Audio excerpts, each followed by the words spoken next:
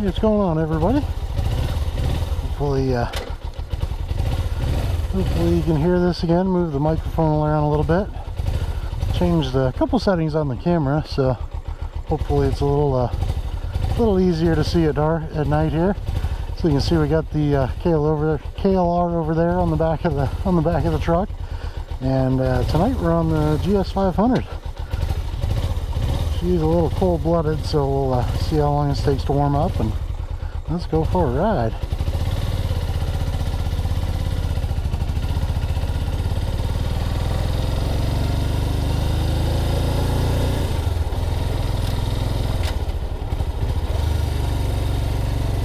Oh man, this is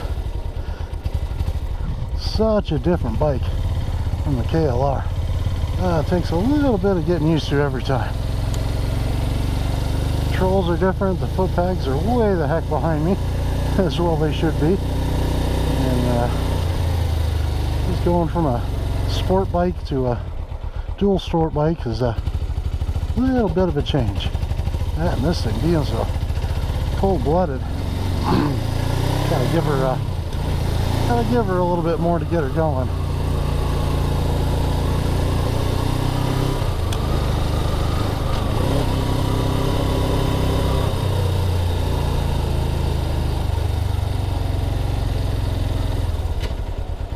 And just the general way the bike handles, so much different than the KLR.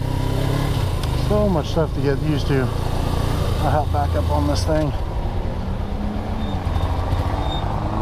But man, is this thing fun. Yeah, it's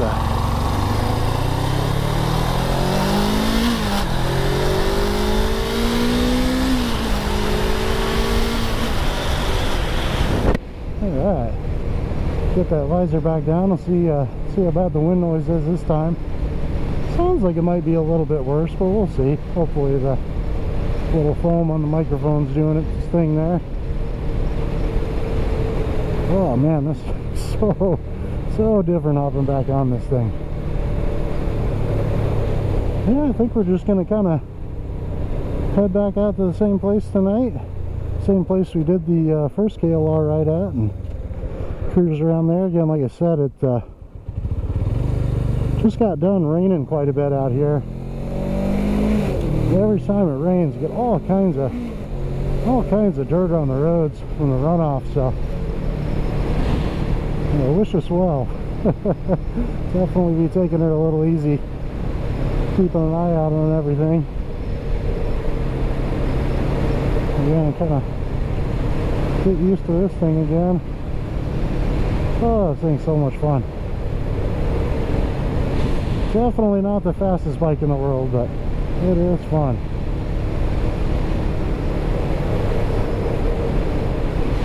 Of course, it not being the fastest bike in the world is kind of part of the reason why I bought it too. Again, this is my first bike, so I was definitely looking for something that trying not to kill myself on. So definitely didn't want a bigger bike, 600 or 750, and you'll probably never see me on a liter sport bike.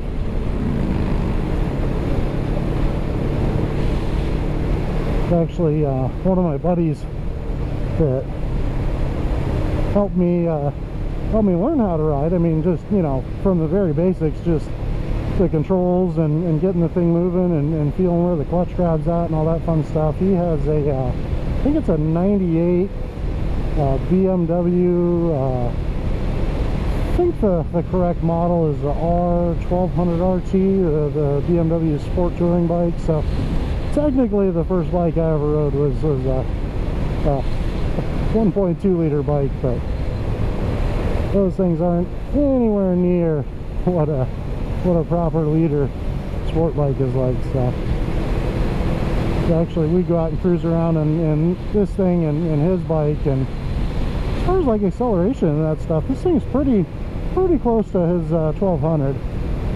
He had a little bit more than I did, but not by much. Yeah, I gotta pay attention to what the heck I'm doing here tonight. This thing is so much different, so much more responsive to input.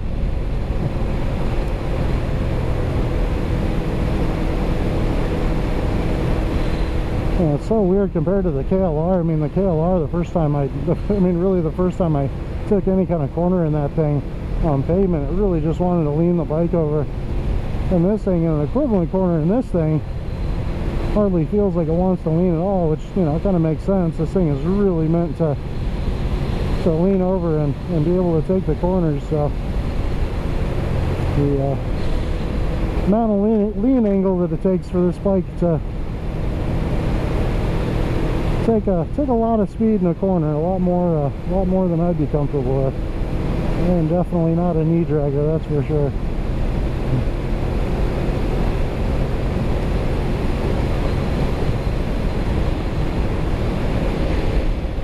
That was actually one thing that really surprised me when I got this bike.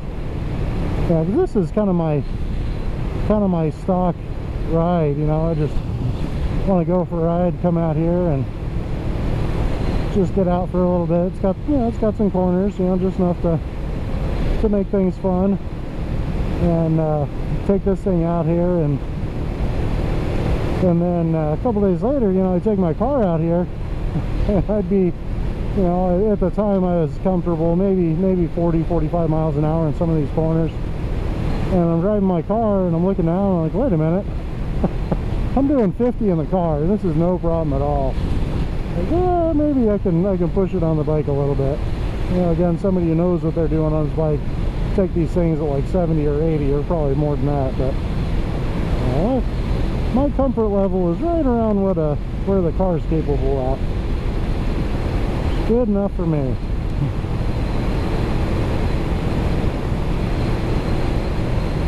So hopefully the wind noise isn't too bad for everybody there. Pretty windy out here today. I can definitely feel it on my end. Yeah, again, so what I did is the microphone was stuffed into the cheek pad in between the pad and the shell of the helmet. And it seemed like the audio was just a little bit muffled. You know, I kind of a pretty soft-spoken person to begin with, so you know, I'm sure that wasn't helping much. So I pulled the microphone just outside of the cheek foam, so it's actually kind of sticking up a little bit. So hopefully it doesn't pick up the wind noise too bad here. We'll see. It does have one of those little foam guys on there, so hopefully that's enough to quiet the wind noise down a little for us.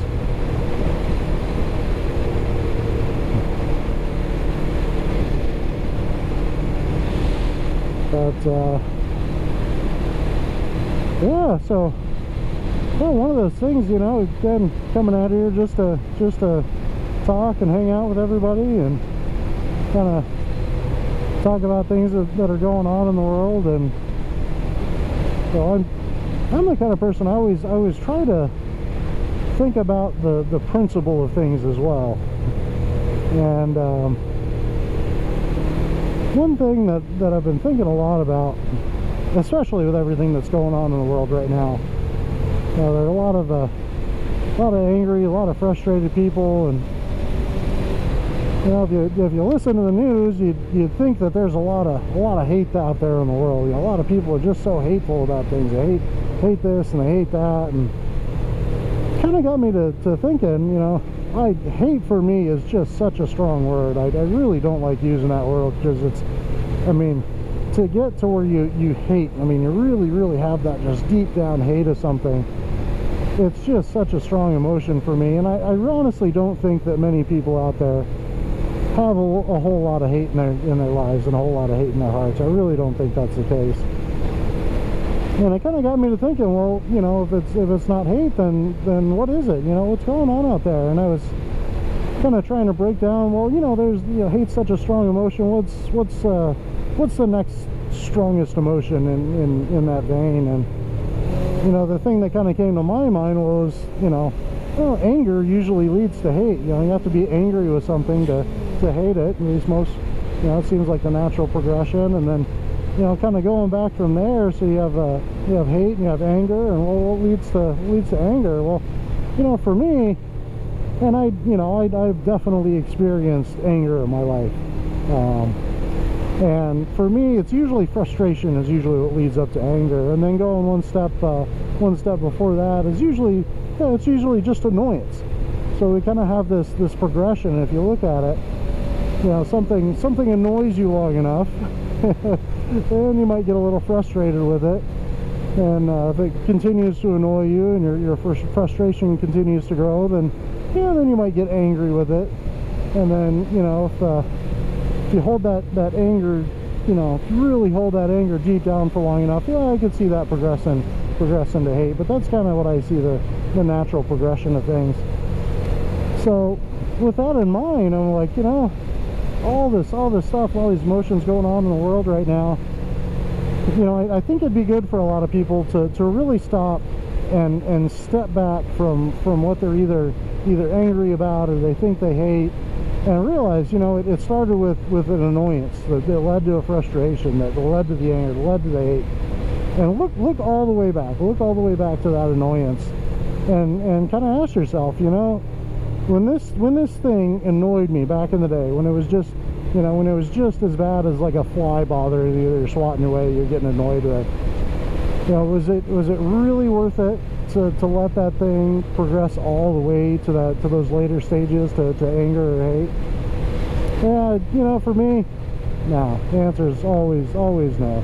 Even times when I have been angry, I mean, just flat out red in the face angry about something, all the stuff that led up to that, most of the time, no, was not worthy of my anger in the slightest. Trying to think of some good situations that I've had in my life where my emotions have progressed that far, that I can kind of use as an example. I was kind of thinking earlier, like the fly is always a good one, because everybody's had to swat a fly away a time or two in their life, and the fly, you swat it away and it's kind of annoying, and the thing comes back and you swat it away again, doggone, I just cannot get rid of this fly, and you start getting a little frustrated with it, and the thing is just relentless, will not leave you alone. Like, this stupid fly, I'm just trying to enjoy my drink or whatever I'm doing at the time, and roll up a newspaper or magazine or something and smack that thing, and then you get to the anger, you swat that thing and you take care of it, and then it's not an issue anymore. But it's that progression of it's this little annoyance, and it just keeps on going and keeps on going until you get to the point where you act out on it. You actually take care of that sucker. And for a fly, well, that's, I don't think anybody's gonna lose any sleep for swatting a fly out of the air. But so many people, that's that progression that they have. They'll be annoyed about something, and it just builds. So I guess, like a good example would be like kids that deal with issues at school. That's probably a really good example to use right now. I was one of those kids that kind of got picked on a bit in school, and definitely had some people that I was pretty angry with back in high school. And that's exactly what it was. It started with them, just these little, picking on you a little bit, and it's annoying, and you try to brush it off, and they keep on going, and they're like, come on, dude, just give it a rest. You're getting kind of frustrated with the situation now. And then they just keep going and going and going, and that person they're picking on just gets more frustrated, more angry, and then they finally, it gets to a point where they got to do something about it. They gotta squash that fly. And sometimes it leads to maybe a fist fight, or maybe telling the person off, or whatever it may be. And sometimes it gets a lot more serious than that. And I think especially for something like that, it'd be really good for people to realize all these terrible things that can happen in the world. Especially with kids as you're growing up and having a hard time dealing with other kids, and you want to run into these horrible situations with kids in school sometimes. If you're that person that's just picking at that person and picking at them, that's the progression. You're going to make them annoyed, and then they're going to get a little frustrated, and then they're going to get angry, and then, you know, they may lash out at you. You know, it's not a good it's not a good situation for either person. You know, the person doing the picking, it does nothing for you. It does absolutely nothing for you. And then the person that's getting picked on, you know, it's just putting them further and further and further into a place where it just gets us those emotions further down the path of frustration and anger and hate. And it you know, it's very easy to put somebody like that in a really, really bad situation. And of course, if you're that person getting picked on, you know, just realize these people picking on you, you know, they may push you to that point where you're just more and more anger and frustration, and you might think you hate them. Oh yeah, you know, I was one of those kids that got picked on a little bit. I was, you know, it was never real bad for me, but I think everybody kind of goes through some amount of getting picked on in high school. It's not just you know, it's not just the kids that always get it. No, everybody gets picked on in high school. So I think it's good to realize that, you know, you're not the only one out there. Everybody's going through the same thing that you're going through, and kind of realize that, you know, somebody who's picking on you and getting annoying and frustrating you a little bit, and they keep doing it and they keep doing it and they keep doing it. You know, it's good to realize that if you allow yourself to get pushed to anger and hate because of that, you know, you're the one ultimately in control of your emotions. And I totally get it. It is really hard to not get angry at somebody who just keeps pushing your buttons. But really, at the end of the day, you're the one who can make the decision to feel angry at them or not. You're the one who can make the decision to hate them or not. And from experience, you know, there's nothing good comes from hating anybody. It's just not a good emotion. You know, and the people that might be giving you a hard time, you know, 9 times out of 10 they're going through something else in their life, and really what they're doing is they're just taking it out on you. 9 times out of 10, that's really what's going on. And you know, it's one of those things that doesn't stop at childhood either. You know, that continues well on into adulthood.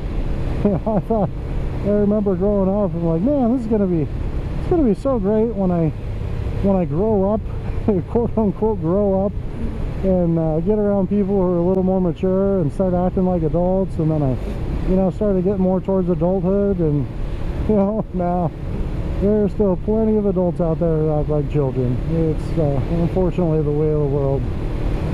And you know, the sooner that you can kind of come to terms with that and grasp that you're the one who's in control of your emotions.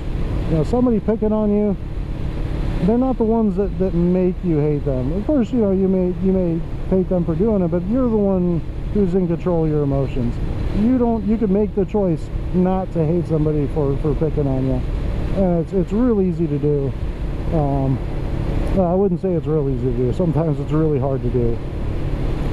But it can be as simple, that's probably a better way of putting it, it can be as simple as just ignoring them. You know, better yet, find a way to get away from the situation is probably the best advice I can give anybody. And that's one thing that gets a lot easier as you get into adulthood, is, you know, when you're in high school and you got all these knuckleheads that you're dealing with, it's just so hard to get away from them, because you're really at school, you're forced to be there. You gotta deal with these people. And you know, you get as life progresses, you'll find that you know, you can make the choice later on in life when you're not forced to be stuck in that situation, where you can usually just get away from these people. You know, I'd say work is probably the most difficult, because a lot of times, you know, you want to keep your job, you're kind of forced to be stuck with the people that you're working with. But even then, you know, you always have the choice to find another job. And if you're working in a place where you got a bunch of knuckleheads who just pick on you and give you a hard time all the time, it's probably not a place that's worth working for anyway. So always have the choice to for one, you have the choice of how it affects you. If you're, you know, you have the choice to not let those things affect your emotions, and then again later on in life when you get away from those situations, you have the choice to get away, to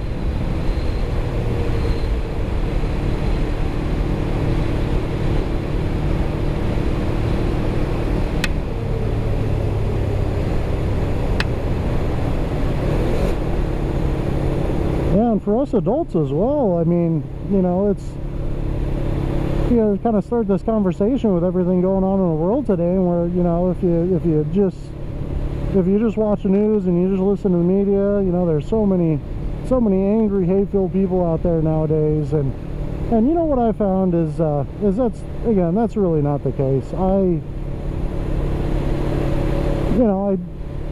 just like everybody, we deal with people on a day-to-day basis, you know, friends, family, complete strangers. And yeah, I see a lot of frustrated people. I think we're definitely at the level where frustration can be high.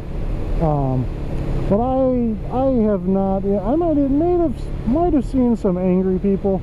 Definitely have not seen anybody who's hateful about anything that's going on right now.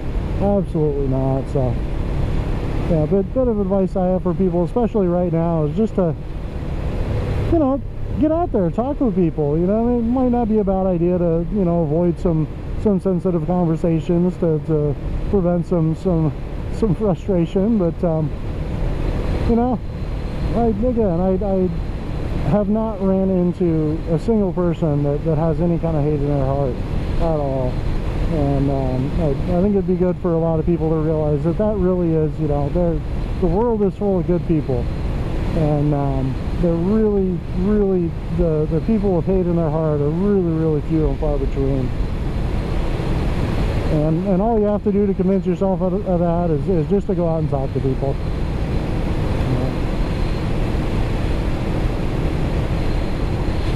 So we're getting pretty close to our end of the ride here. I'm sure you guys know where we're going to right now. Probably about another 20-30 seconds here we'll come up on the where the Bush Highway meets the Beeline Highway, and as you know, that's my stopping spot. I'm gonna stop and take a break and enjoy the stars. Looks like it's a nice clear night, and we'll catch you all in the next one.